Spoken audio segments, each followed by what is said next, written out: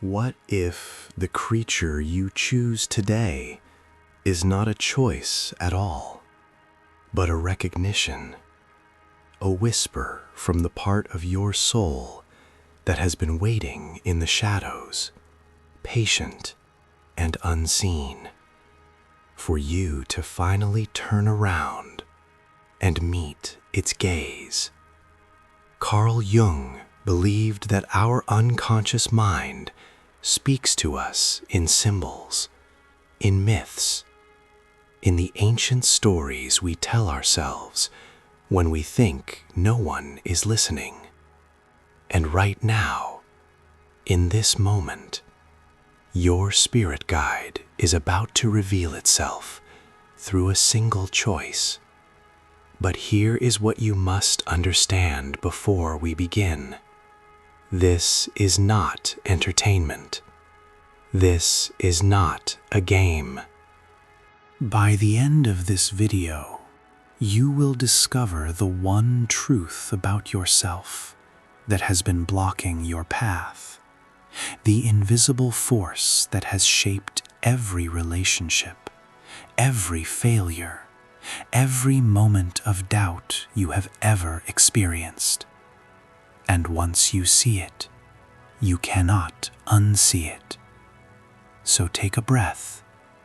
Let the noise of the world fade away, because what you are about to learn will change how you see yourself forever.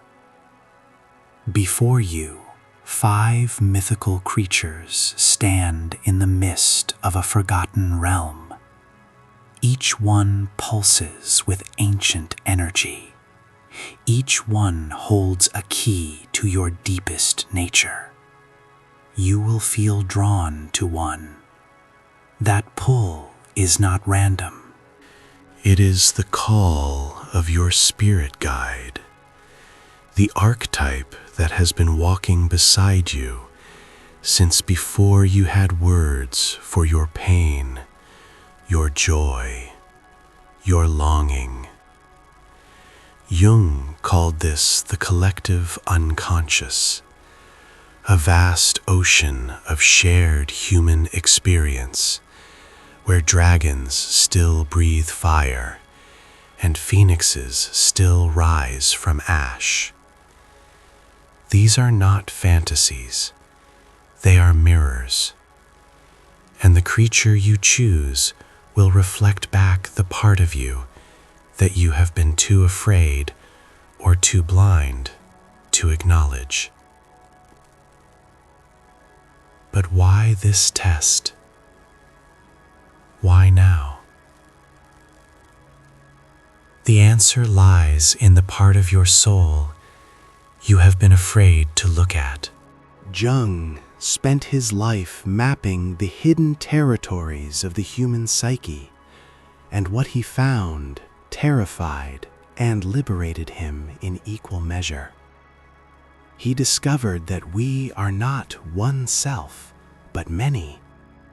That beneath the mask we show the world, there lives a shadow self, a collection of everything we have rejected, denied, buried. And your spirit guide, it is the bridge between these worlds. It is the messenger from your unconscious, trying desperately to tell you what you need to become whole. So look now at the 5 creatures before you: the dragon, the phoenix, the unicorn, the griffin, the serpent. One of them is already stirring something inside you. One of them knows your name. Let us begin with the dragon. At first glance, you see power. You see fire and wings that blot out the sun. You see a creature that hoards treasure in mountain caves and answers to no one. And yes, if you chose the dragon, you carry that primal force within you. But here is what most people are too afraid to admit about this choice. The dragon does not hoard gold because it is greedy. It hoards because it is terrified. Terrified of vulnerability. Terrified of being seen as weak. Jung would recognize you immediately as one who embodies the sovereign archetype, but a sovereign in exile. You were taught early, perhaps too early, that the world is a battlefield, that love is conditional, that if you let your guard down for even a moment, you will be destroyed. So you built walls of flame. You learned to roar before anyone could wound you. And now you sit alone on your mountain of achievements, your accumulations, your carefully constructed identity, wondering why no one truly knows you. The dragon spirit guide comes to those who have forgotten that true power is not dominance, but the courage to be soft. Your childhood was likely marked by a moment when your tenderness was punished, when you reached out and were burned. So you became the fire itself. You decided that if the world wanted a monster, you would give them one so magnificent they would never dare come close enough to see you cry. But your spirit guide is not here to celebrate your isolation. It is here to remind you that the treasure you are guarding is not gold. It is your heart. And it is time to let someone past the flames. Now listen closely, because this next part changes everything. If you did not choose the dragon, if you felt repelled by it, that too is a message. The creature we reject most strongly is often the shadow aspect we most need to integrate. But we will return to that. For now, let us move to the phoenix. The phoenix rises from ash, reborn in flame, a creature of endless transformation. If this is your spirit guide, you are no stranger to endings.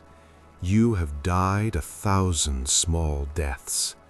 Relationships that burned to nothing, dreams that turned to smoke, versions of yourself you had to kill in order to survive. And each time you rose again. But here is the secret burden of the phoenix, the part no one speaks about when they romanticize rebirth. You are exhausted. You are so tired of starting over. Jung called this the process of individuation, the painful journey toward becoming your true self.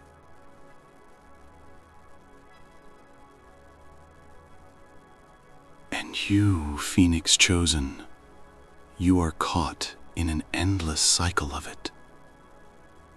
You transform not because you want to, but because you have no choice.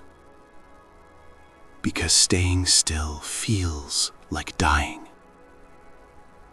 Because you learned long ago that permanence is a lie and attachment is a wound waiting to happen.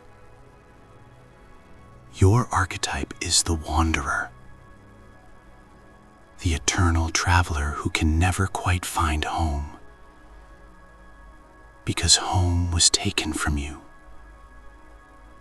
before you understood what it meant. Perhaps you lost a parent,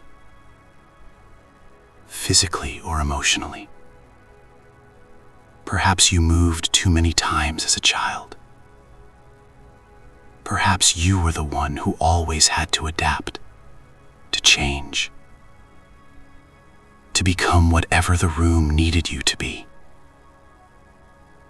And now you are a master of transformation, but you have forgotten how to simply be. Your spirit guide is showing you something crucial. Rebirth is sacred, yes, but so is rest. So is staying. So is building something that lasts longer than the time it takes for the ashes to cool. The phoenix does not rise because it loves the fire. It rises because it remembers what it was before the flames. And you need to remember too. You need to stop setting your life on fire just to prove you can survive the heat.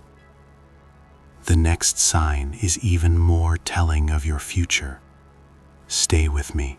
Because if you chose the unicorn, you have spent your entire life believing you do not belong in this world. The unicorn is the creature of purity, of magic, of the untouched forest where humans rarely tread. And you have always felt like you were made of different substance than everyone else, more sensitive, more aware, more wounded by the cruelty that others seem to shrug off. Jung would see in you the archetype of the innocent, but an innocent who has been betrayed. You were the child who believed in goodness, who trusted too easily, who gave your heart away and watched as it was trampled. So you retreated. You built an invisible forest around yourself and decided that if people could not see your magic, could not appreciate your rarity, then they did not deserve access to you. And there is truth in that. There is power in guarding your sensitivity. But here is what your spirit guide needs you to understand. Your purity is not your weakness. Your difference is not your curse. You have been hiding not because you are too delicate for this world, but because you are too powerful for the small stories you have been told about what is possible. The unicorn does not live in the forest because it is afraid of the village. It lives in the forest because it is a bridge between worlds, between the seen and unseen, the mundane and the sacred. And that is your true calling. You are not meant to fit in. You are meant to show others that there are realms of existence they have forgotten, depths of feeling they have numbed, magic they have rationalized away. But you cannot do that from hiding. You cannot heal the world from behind your walls of self-protection. Your childhood wound was likely a moment when your magic was mocked, when your sensitivity was called weakness, when you learned that being special meant being alone. But your spirit guide is here to tell you that the cost of your hiding is becoming greater than the cost of your visibility. It is time to step out of the enchanted forest. It is time to let your horn, your unique gift, be seen in the harsh light of day. But here is what most people are too afraid to admit about this choice. The unicorn is also the archetype of the martyr. You have learned to wear your suffering like a crown, to make your pain proof of your purity. And your spirit guide is asking you to put that crown down, to stop using your wounds as the only thing that makes you special, because you are so much more than what hurt you. Now we come to the Griffin, the creature with the body of a lion and the wings of an eagle. If this is your spirit guide, you are the guardian. You are the one who stands at the threshold, who protects what is sacred, who sees danger before it arrives. The Griffin embodies the protector archetype, but also the burden of that role. You were forced to grow up too fast. You were the child who took care of the parent, the sibling who raised the younger ones, the friend who always held space for others' pain, but never had space for your own. And now you are vigilant, always scanning, always ready, always one step ahead of the catastrophe you are certain is coming. Because it came before. Because you learned that if you are not watching, if you are not guarding, everything falls apart. Jung would recognize in you the integration of two powerful forces, earth and air, instinct and intellect. You are both grounded and transcendent. You can see the patterns others miss. You can sense the shifts in energy before they become visible. And this is your gift. But it is also your prison. Because you have been the guardian for so long that you have forgotten you are also allowed to be the one who is guarded. You are allowed to rest. You are allowed to let someone else stand watch while you sleep. Your spirit guide is not here to take away your strength. It is here to show you that true strength includes the ability to be vulnerable, to ask for help, to admit that you are tired of holding up the sky. The Griffin stands at the gate, not because it wants to keep people out, but because it is protecting something precious within. And what you are protecting, what you have been guarding with such ferocity, is the part of you that is still young, still hopeful, still believes that maybe, just maybe, you can lay down your weapons and nothing terrible will happen. Time is moving strangely now, is it not? You have been here for minutes, but it feels like you have been traveling through your own soul for years. That is the nature of this work. That is the power of truly seeing yourself.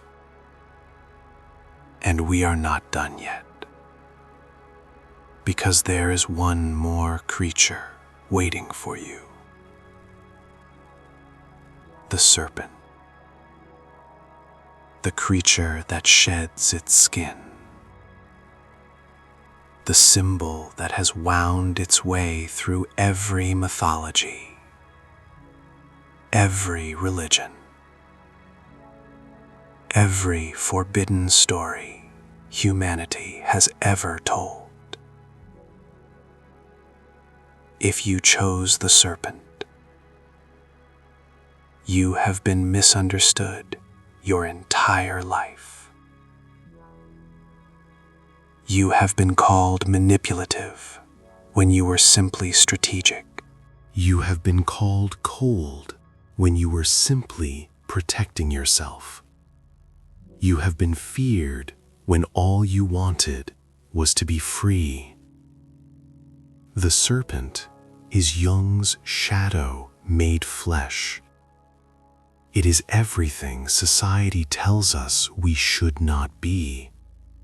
Sexual, cunning, comfortable with darkness, unashamed of desire.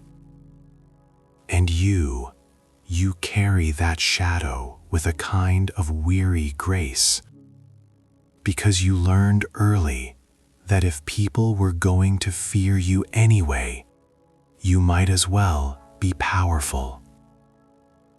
The serpent embodies the magician archetype, the one who understands transformation at the deepest level.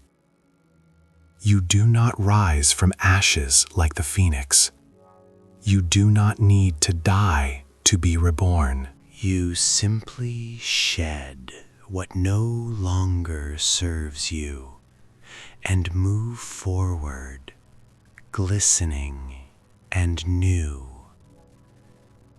And this terrifies people, because you refuse to carry the weight of who you used to be. You refuse to apologize for growing beyond their understanding of you. But here is the wound beneath your serpent skin. You were betrayed. Someone you trusted used your vulnerability against you. Someone took your softness and turned it into a weapon. So you learned to move low, to stay close to the ground, to strike before you could be struck. You learned that the only safety is in your own venom, your own ability to hurt back. And now you are so good at self-protection that you have almost forgotten what it feels like to be uncoiled, to be still, to let someone touch you without flinching. Your spirit guide is showing you that the serpent is not the villain of the garden.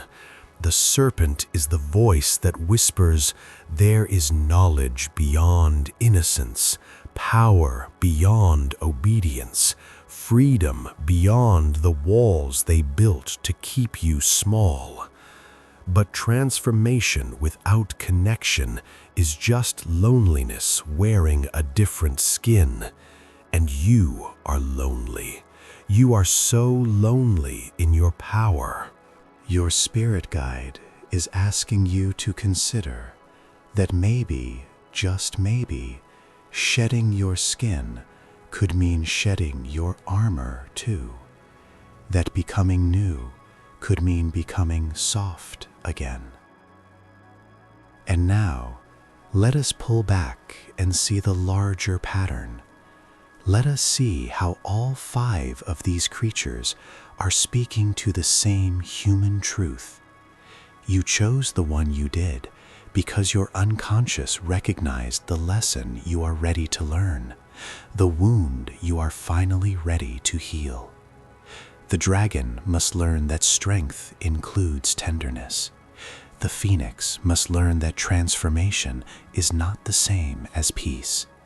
The unicorn must learn that magic is meant to be shared. The griffin must learn that protection can become prison. The serpent must learn that wisdom without love is just another kind of exile. And all of them, all of you, must learn that wholeness is not about choosing one aspect of yourself and rejecting the rest. It is about integration. It is about looking at every part of who you are, the light and the shadow, the beauty and the monster, and saying yes. Yes to all of it. Yes to the complexity. Yes to the contradiction. yes to the journey of becoming the person you were before the world told you who to be. Jung once wrote, "Your vision will become clear only when you can look into your own heart. Who looks outside dreams, who looks inside awakes." And today, you have looked inside. You have met your spirit guide, the archetypal force that has been shaping your story since before you had language for your longing. This is not the end of your journey. This is the moment you finally understand what the journey is for. To reclaim the parts of yourself you abandoned, to honor the child you were, to become the whole, complex, powerful being you were always meant to be. So I ask you now, in the comments below, tell me which creature you chose. Tell me if this resonated. Tell me if you saw yourself reflected in these ancient symbols. Because your story matters. Your recognition matters.